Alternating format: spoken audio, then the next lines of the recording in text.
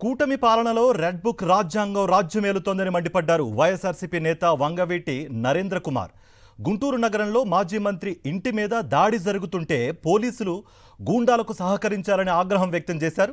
కూటమి నేతల దాడిలో ధ్వంసమైన మాజీ మంత్రి అంబటి రాంబాబు ఇంటిని, కార్యాలయాన్ని వంగవీటి నరేంద్ర, కొందరు కాపు నేతలు పరిశీలించి కుటుంబ సభ్యులను పరామర్శించారు. అంబటి కుమార్తె మౌనిక టీడీపీ గూండాల దాడిని వారికి వివరించారు. ముఖ్యంగా దీని వెనకాల ఉన్నటువంటి వ్యక్తులకి నేను ఒక ప్రశ్న తెలుసుకున్నాను. పెమ్మసాని గారు, కేంద్ర మంత్రి, పొన్నూరు ఎమ్మెల్యే గారు ఇక్కడ దగ్గరలోనే ఉన్నారు, ధూళిపాల్ నరేంద్ర గారు, మరి డైరెక్ట్ గా ఆ యొక్క సన్నివేశంలో గల్లా మాధవ్ గారు ఇక్కడ లోకల్ ఎమ్మెల్యే, వీళ్ళందరూ కలిసి ఒక కమ్మని కుట్ర వేశారు. అదన్నీ మాకు తెలుస్తున్నాయి. ఏం చేద్దాం అనుకుంటున్నారు? ఏమిటి మీ ధైర్యం?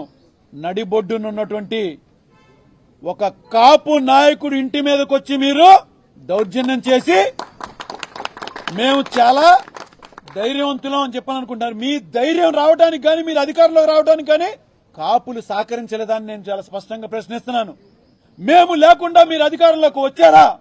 గత 40 ఏళ్లుగా ఈ యొక్క అవమానాలు, ఈ యొక్క ఇబ్బందులు మాకు రంగా గారు చనిపోయిన దగ్గర నుంచి కూడా మేము పడుతూనే వస్తున్నాం. మీరు ఎలక్షన్ టైంకి వస్తున్నారు, బర్తిలాడుతున్నారు.